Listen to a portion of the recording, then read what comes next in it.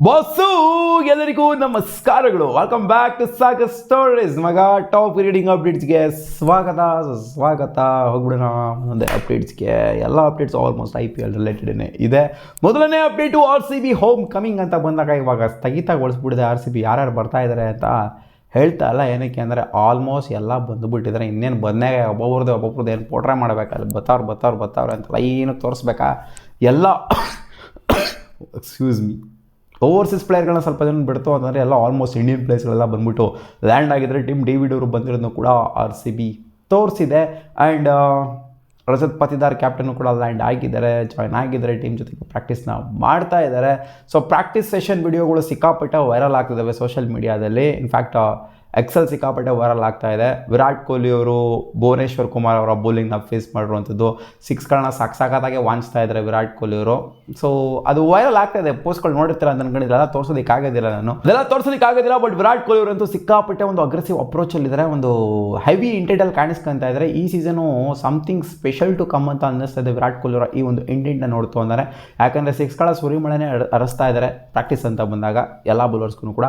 So okay, update number 2 ಹೋಗ್ಬಿಡೋಣ. ಎರಡನೇ update, Krishnamachari Srikanth ಅವರು ಮಾತಾಡಿದರೆ RCBಗೆ ಏನಾದ್ರು ಇನ್ ಕೇಸ್ ಜಾಸ್ ಹೇಜಲ್ವುಡ್ ಮಿಸ್ ಔಟ್ ಆಗ್ತಾರೆ ಅಂತ ಅಂದರೆ ಅದು ಫ್ಯೂ ಮ್ಯಾಚ್ ಆಗ್ಬೋದು ಗುರು. 4 ಮ್ಯಾಚ್ ಮಿಸ್ ಆದರೂ ಅಷ್ಟೇ, 5 ಮ್ಯಾಚ್ ಮಿಸ್ ಆದರೂ ಅಷ್ಟೇ. ಇನ್ಫ್ಯಾಕ್ಟ್ 2 ಮ್ಯಾಚ್ ಮಿಸ್ ಆದರೂ ಅಂದ್ರೂ ಅದು ಒಂಥರ ಬಿಗ್ಗೆಸ್ಟ್ ಲಾಸು. ಯಾಕೆಂದರೆ ಎನರ್ಜಿನ ಕಳ್ಕೊಳ್ತಾರೆ RCB ಅವರು. ಫಾಸ್ಟ್ ಬೌಲಿಂಗ್ ಅಂತ ಬಂದಾಗ ಅವ್ರು ಇದ್ದರೆ ಅದ್ರ ಲೆವೆಲ್ಲೇ ಬೇರೆ, ಅದ್ರ ರೇಂಜೇ ಬೇರೆ. ಅವರಿಲ್ಲ ಅಂತಂದರೆ ಲೆವೆಲ್ಲೇ ಬೇರೆ, ರೇಂಜೇ ಬೇರೆ. ಕೆಳಗಡೆ ಬಿದ್ದುಬಿಡ್ತಾರೆ RCB ಅವರು ಬೌಲಿಂಗ್ ಅಂತ ಬಂದಾಗ. ನನ್ನ ಪರ್ಸನಲ್ ಅಭಿಪ್ರಾಯದ ಪ್ರಕಾರ ಅಂದರೆ ಕೃಷ್ಣಮಾಚಾರಿ ಶ್ರೀಕಾಂತ್ ಹೇಳಿರೋದು, RCB ವಿತೌಟ್ ಜಾಸ್ ಹೇಜಲ್ವುಡ್ ದಬಾಕ್ ಅಂತಾರೆ ಬೌಲಿಂಗಲ್ಲಿ ಅಂತ ಅವರು ಹೋಪ್ ಮಾಡ್ತಾ ಇದ್ದಾರೆ. ಸೊ ಗೊತ್ತಿಲ್ಲ ಏನಾಗುತ್ತೆ ಅಂತ. ಆ್ಯಂಡ್ ಜೇಕಬ್ ಡಫೀರ್ ಬಗ್ಗೆನೂ ಕೂಡ ಮಾತಾಡಿದ್ದಾರೆ. ಯಾಕಂದರೆ ಸಿಮಿಲರ್ ಆಗಿರುವಂಥ bowler, hit the deck kind of A bowler, ಉದ್ದ ಇರುವಂಥ ಬೌಲರ್ನ ತೊಗೊಂಡಿರೋದು ನಾವು. ಇವ್ರಿಗೆ ಒಂಥರ ಬ್ಯಾಕಪ್ ಆಗಿ ತೊಗೊಂಡಿರೋದು ಜೇಕಬ್ ಡಫೀನ.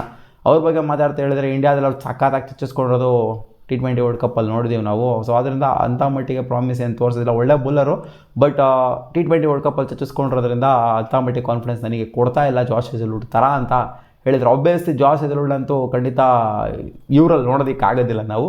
ಇವರೇ ಬೇರೆ, ಅವರೇ ಬೇರೆ. Update number 3, AB de Villiers ಅವರು ಮಾತಾಡಿದರೆ ನನಗೆ ಸಿಕ್ಕಾಪಟ್ಟೆ ಉರ್ದೋಗ್ಬಿಡ್ತದೆ, ಕೆಳಗಡೆಯಿಂದ ಉರ್ದೋಗ್ಬಿಡ್ತದೆ ನನಗೆ. ಯಾವಾಗ ನನ್ನ ಜೊತೆಗೆ ಒಬ್ಬ ಪ್ಲೇಯರ್ನ ಕಂಪೇರ್ ಮಾಡ್ತಾರೋ ಅವಾಗ ನನ್ನ ಗಡೆಯಿಂದ ಉರ್ದೋಗ್ಬಿಡುತ್ತೆ ಗುರು ಅಂತ ಹೇಳಿದರೆ. ಏನಕ್ಕೆ ಅಂತ ಅಂದರೆ ಅವ್ರು ಕಂಪೇರ್ ಮಾಡ್ತಾರಂತೆ ಟಾಪ್ ಆರ್ಡರ್ ಬ್ಯಾಟರ್ ಜೊತೆಗೆ. ಇವ್ರು ನಂಬರ್ 4 ಬರ್ತಾ ಇರೋರು ಅಥವಾ ನಂಬರ್ 5 ಬರ್ತಾ ಇರೋರು AB de Villiers ಅವರು. ಏನು ಟಾಪ್ ಆರ್ಡರ್ ಏನು ಬರ್ತಾರಲ್ಲ, ಓಪನಿಂಗ್ ಸ್ಲಾಟಲ್ಲಿ ಏನು AB de Villiers ಅವರು ಆಡಿಲ್ಲ, IPL ಯಾವತ್ತೂ ಕೂಡ ಆಡಿಲ್ಲ. ಸೊ ಇವ್ರು ಏನು ಹೇಳ್ತಾ ಇದ್ದಾರೆ ಅಂತಂದರೆ, ನನ್ನ ಅವ್ರ ಜೊತೆ ಕಂಪೇರ್ ಮಾಡ್ತಾರೆ. ಅಲ್ಲಿ ಫೀಲ್ಡ್ ರೆಸ್ಟ್ರಿಕ್ಷನ್ಸು ಇರುತ್ತೆ, ಅಂದರೆ ಒಳಗಡೆ ಇರಬೇಕು, 2 ಫೀಲ್ಡರ್ ಮಾತ್ರ ಈಚೆ ಕಡೆ ಇರಬೇಕು. ಸೊ ಅದರಿಂದ ಓಪನ್ ಆಡೋದು, ಬ್ಯಾಟಿಂಗ್ ಆಡೋದು ಸಿಕ್ಕಾಪಟ್ಟೆ ಈಸಿ. ಹೆಂಗೆ ನೋಡೋಕೆ ಹೋಯ್ತು ಅಂತಂದರೆ, ಆ್ಯಂಡ್ ನಾವು ಬರೋದು ಬ್ಯಾಟಿಂಗ್ ಆಡೋದು ಯಾವಾಗ ಅಂತಂದರೆ ಮಿಡ್ಲ್ ಓವರ್ಸಲ್ಲಿ ಬರ್ತೀವಿ, ಡೆತ್ ಓವರ್ಸಲ್ಲಿ ಬರ್ತೀವಿ ಬ್ಯಾಟಿಂಗ್ ಆಡೋದಕ್ಕೆ. ಸೊ ಅಲ್ಲಿನ ಸ್ಟ್ಯಾಟ್ಸ್ಗೂ ನೀವು ಟಾಪ್ ಆರ್ಡರ್ನ ಸ್ಟ್ಯಾಟ್ಸ್ಗೂ ಕಂಪೇರ್ ಮಾಡೋದಕ್ಕಾಗೋದಿಲ್ಲ. ಆ್ಯಂಡ್ ನೀವು ಕಂಪ್ಯಾರಿಸನ್ ಮಾಡ್ತಿರೋದು ಯಾವ ಥರ ಅಂತಂದರೆ ರನ್ಸ್ ವಿಚಾರದಲ್ಲಿ ಕಂಪ್ಯಾರಿಸನ್ ಮಾಡ್ತಾ ಇದ್ದೀರಾ, ನಂಬರ್ ಆಫ್ ಬಾಲ್ಸ್ ವಿಚಾರದಲ್ಲಿ ಕಂಪೇರ್ ಮಾಡಂಗಿದ್ರೆ ನೀವು ಟಾಪ್ ಆರ್ಡರ್ನೇ ತೊಗೊಳ್ಳಿ.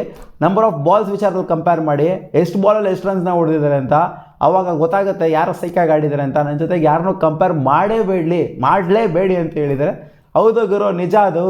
ನಂಬರ್ ಆಫ್ ಬಾಲ್ಸ್ ಅಂತ ಬಂದಾಗ ಅತಿ ಕಮ್ಮಿ ಬಾಲಲ್ಲಿ ಜಾಸ್ತಿ ರನ್ಸ್ನ ಹೊಡೆದಿದ್ದು AB de Villiers ಮಾತ್ರನೇ, ಅಂದರೆ ಬೇರೆ ಯಾರು ಹೊಡೆದಿಲ್ಲ ಅಂತ ಹೇಳ್ತಾ ಇಲ್ಲ ನಾನು.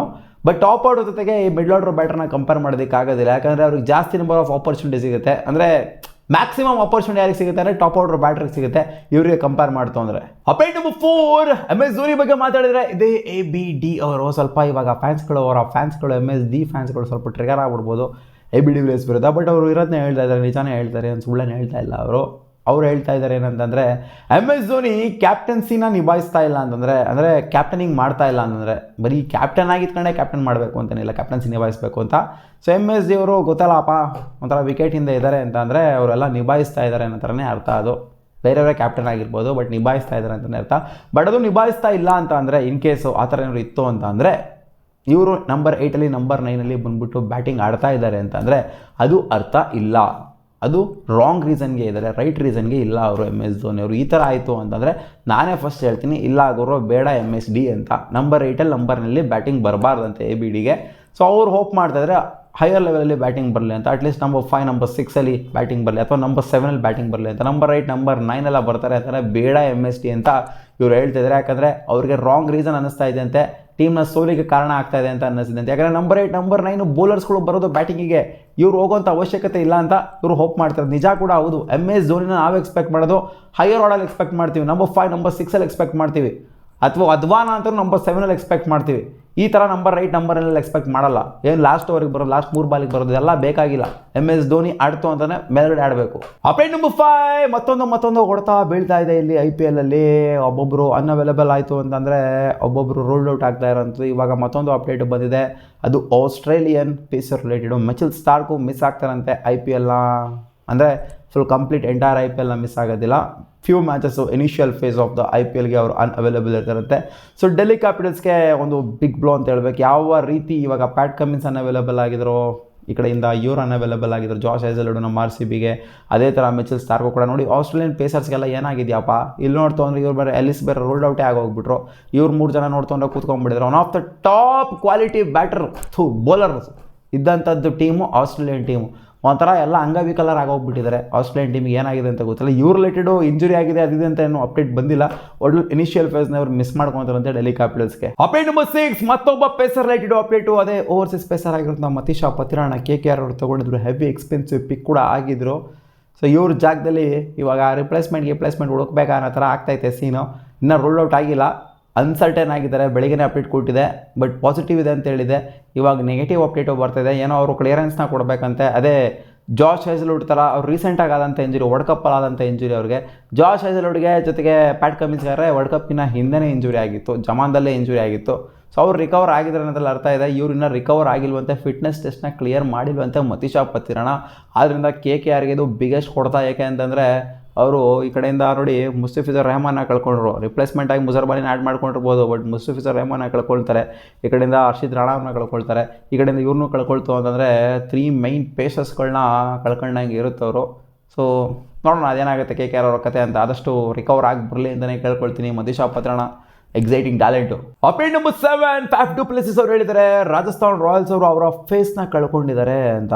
ಹೌದು, ಇವಾಗ ವಿರಾಟ್ ಕೊಹ್ಲಿನ ನಾವು ಯಾವ ಥರ ಟ್ರೀಟ್ ಮಾಡ್ತೀವಿ ಅಂದರೆ, RCB ಅಂತ ಬಂದಾಗ ವಿರಾಟ್ ಕೊಹ್ಲಿ ಅಂತ ಟ್ರೀಟ್ ಮಾಡ್ತೀವಿ. ಫೇಸ್ ಅಂತ ಅಂದಾಗ ವಿರಾಟ್ ಕೊಹ್ಲಿ, ಯಾರೇ ಬರಲಿ ಯಾರೇ ಹೋಗಲಿ ಫೇಸ್ ಅಂತ ಅಂದರೆ ಅದು ವಿರಾಟ್ ಕೊಹ್ಲಿ. MS ಧೋನಿ ಯಾವ ಥರ CSKಗೆ ನಾವು ಟ್ರೀಟ್ ಮಾಡ್ತೀವೋ ಅದೇ ರೀತಿ ಈ ಎರಡು ಟೀಮ್ಗೆ ನೋಡಿ ರೋಹಿತ್ ಶರ್ಮಾನ ಟ್ರೀಟ್ ಮಾಡ್ತೀವಿ ನಾವು ಮುಂಬೈ ಇಂಡಿಯನ್ಸ್ ಅಂತ ಬಂದಾಗ. ಹೌದು, ಯಾರೇ ಬಂದು ಯಾರೇ ಇರ್ಬೋದು, ಸೂರ್ಯ ಇರ್ಬೋದು, ಪಾಂಡ್ಯ ಇರ್ಬೋದು, ಯಾರೇ ಇದ್ರೂ ಕೂಡ ರೋಹಿತ್ ಶರ್ಮಾ, ವಿರಾಟ್ ಕೊಹ್ಲಿ ಆ್ಯಂಡ್ ಈ ಕಡೆಯಿಂದ ನೋಡ್ತು ಅಂದರೆ MS ಧೋನಿ ಅಂತ ನಾವು ನೋಡ್ತೀವಲ್ಲ 3 ಕಡೆನೂ. ಈ ಕಡೆಯಿಂದ ರಾಜಸ್ಥಾನ್ ರಾಯಲ್ಸು ಕೂಡ ಒಂದು ಫೇಸ್ ಅನ್ನೋದಿತ್ತು. ಸಂಜು ಸ್ಯಾಮ್ಸನ್ನ ನಾವು ರಾಜಸ್ಥಾನ್ ರಾಯಲ್ಸ್ ಅಂತ ಬಂದಾಗ ಸಂಜು ಸ್ಯಾಮ್ಸನ್ನೇ ಫಸ್ಟ್ ಕಣ್ಮುಂದೆ ಬರ್ತಾಯಿದ್ರು. ಸೊ ಇವಾಗ ಅವರು ಫೇಸ್ನ ಕಳ್ಕೊಂಡಿದ್ದಾರೆ, ರಿಟೈನ್ ಮಾಡ್ಕೊಬೇಕಾಗಿತ್ತು. ಅವ್ರ ಹತ್ರ ಚೆನ್ನಾಗಿ ನಡ್ಕೊಬೇಕಾಗಿತ್ತು ರಾಜಸ್ಥಾನ್ ರಾಯಲ್ಸ್ ಅವರು. ಫೇಸ್ನ ಕಳ್ಕೊಂಡು ಬಿಗ್ ಲಾಸ್ನ ಮಾಡ್ಕೊಂಡಿದ್ದಾರೆ ಅಂತ ಇವರು ಹೇಳ್ತಾ ಇದ್ದಾರೆ. ಸೊ ಫೇಸ್ ಅನ್ನೋದು ಮ್ಯಾಟ್ರ್ ಆಗುತ್ತೆ ಅಂತ ಕೇಳಿದ್ರು ಅಂದರೆ ಖಂಡಿತ ಮ್ಯಾಟ್ರ್ ಆಗುತ್ತೆ. ಅಪ್ಡೇಟ್ ನಂಬರ್ 8 ನಿನ್ನೆ RCB versus Mumbai Indians tickets ಈಚೆ ಕಡೆ ಬಂದು, ಅದು ಚಿನ್ನಸ್ವಾಮಿ ಸ್ಟೇಡಿಯಮ್ದಲ್ಲ, ವಾಂಖೆಡೆ ಸ್ಟೇಡಿಯಮ್ದು ಅವೇ ಮ್ಯಾಚ್ ಅದು. ಸೊ ಆ ಟಿಕೆಟ್ಸು ರಿಲೀಸ್ ಆಗ್ತಿದ್ದಂಗೆ ವಿತಿನ್ ಫ್ರ್ಯಾಕ್ಷನ್ ಆಫ್ ಮಿನಿಟ್ಸು ಪಟ ಪಟ ಪಟ ಪಟ ನನಗೆ ಸೇಲ್ ಆಗೋಗ್ಬಿಟ್ಟಿರೋದು. ಫೇಸ್ 1 ಟಿಕೆಟ್ಸು, ಇನ್ನು ಫೇಸ್ 2, ಫೇಸ್ 3 ಆ್ಯಂಡ್ ಫೇಸ್ 4 ಟಿಕೆಟ್ಸ್ನ ಇವರು ಈಚೆ ಕಡೆ ಬಿಡ್ತಾರಂತೆ. ಫೇಸ್ 1 ಟಿಕೆಟ್ಸ್ ಅದು ಎಷ್ಟು ಬಿಟ್ಟಿದ್ರು ಅಂತ ಗೊತ್ತಿಲ್ಲ. ಸಿಮಿಲರ್ ಆಗಿರುವಂಥ ಸ್ಟೇಡಿಯಮು ವಾಂಖೆಡೆ ಮತ್ತು ಚಿನ್ನಸ್ವಾಮಿ ಒಂಥರ ನಾವು ಅಣ್ಣ ತಮ್ಮ ಆ ಥರ ಟ್ರೀಟ್ ಮಾಡ್ತೀವಿ. ಸೊ ಅಷ್ಟಷ್ಟೇ ಸ್ಪೇಸ್ ಇರುವಂಥ ಸ್ಟೇಡಿಯಮ್ಮು, ಚಿಕ್ಕ ಅಮೌಂಟ್ ಆಫ್ ಟಿಕೆಟ್ಸ್ನ ಬಿಟ್ಟಿರ್ತಾರೆ ನಂತರ ಕಾಣಿಸಿದೆ.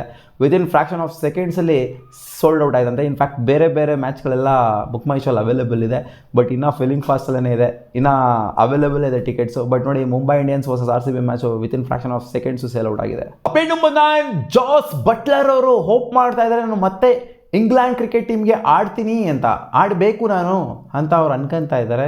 ಏನು ಕತೆ ಮುಗಿದೋಗ್ಬಿಟ್ಟೈತೆ ಅವ್ರು, ಏನಕ್ಕೆ ಈ ಥರ ಎಲ್ಲ ಮಾತಾಡ್ತಿದ್ದಾರೆ. ಜಾಸ್ ಬಟ್ಲರು ಟಾಪ್ ಕ್ವಾಲಿಟಿ ಪ್ಲೇಯರ್ ಅಮ್ಮ, ಏನು ಒಳ್ಳೆ ಒಳ್ಳೆ ಭಿಕ್ಷೆ ಬೇಡ ಥರ ಕೇಳ್ತಾ ಇದ್ದಾರೆ. ನಾನು ಆಡಬೇಕು ಅಂತ ಅನ್ಕೊತಾ ಇದ್ದೀನಿ, ಏನಿದು? ಹೌದು ಗುರು, ಆ ಥರನೇ ಆಗಿರೋದು ಇವಾಗ ಜಾಸ್ ಬಟ್ಲರ್ ಅವರ ಕತೆ ಇಂಗ್ಲೆಂಡ್ ಅಂತ ಬಂದಾಗ.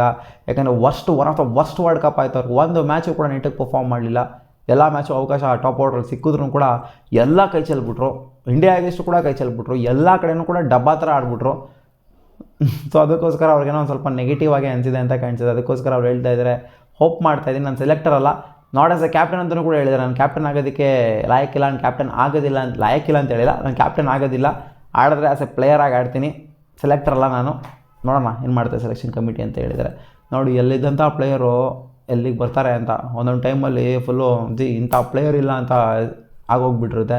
ಬಟ್ ಅದೇ ಪ್ಲೇಯರ್ ಬಂದ್ಬಿಟ್ಟು ಇಲ್ಲ ಗುರು ನಾನು ಆಡಬೇಕು ಅಂತ ಅನ್ಕೊತಾ ಇದ್ದೀನಿ ಅಂತ ಹೇಳ್ತು ಅಂತಂದರೆ ಅಂದರೆ ಅವ್ರಿಗೆ ಬಂದಿರುತ್ತೆ ಇಂಟಿಮೇಷನ್ ಬಂದಿರುತ್ತೆ, ಇಲ್ಲ ಗುರು ಬೇರೆ ಪ್ಲೇಯರ್ಸ್ಗಳೆಲ್ಲ ಸಖತ್ತಾಗಿರೋಂಥ ಪ್ಲೇಯರ್ಸ್ಗಳಿದ್ದಾರೆ, ನೀನೇನು ಆಡ್ತಾ ಇಲ್ಲ, ಎತ್ಬಿಡ್ತೀವಿ ನೀನು ಅಂತ ಹೇಳಿರ್ತಾರೆ. ಅದಕ್ಕೋಸ್ಕರ ಈ ಮಾತು ಬಂದಿದೆ ಆ ಥರ ಕಾಣಿಸ್ತಾ ಇದೆ. ಇದಿಷ್ಟು ಆಗಿತ್ತು ಮಗ top 5 cricketing updates, in fact top 9 cricketing updates. ನಿಮ್ಗೆ ವಿಡಿಯೋ ಇಷ್ಟ ಆಗಿತ್ತು ಅಂತಂದರೆ ಬಟನ್ನ ಲೈಕ್ ಮಾಡ್ಕೊಳ್ಳಿ, ಹಂಗೆ ನಮ್ಮ ಚಾನಲ್ ಸಬ್ಸ್ಕ್ರೈಬ್ ಆಗಿಲ್ಲ ಸಬ್ಸ್ಕ್ರೈಬ್ ಕೂಡ ಆಗ್ಬೋದು ಗಾಯ್ಸ್.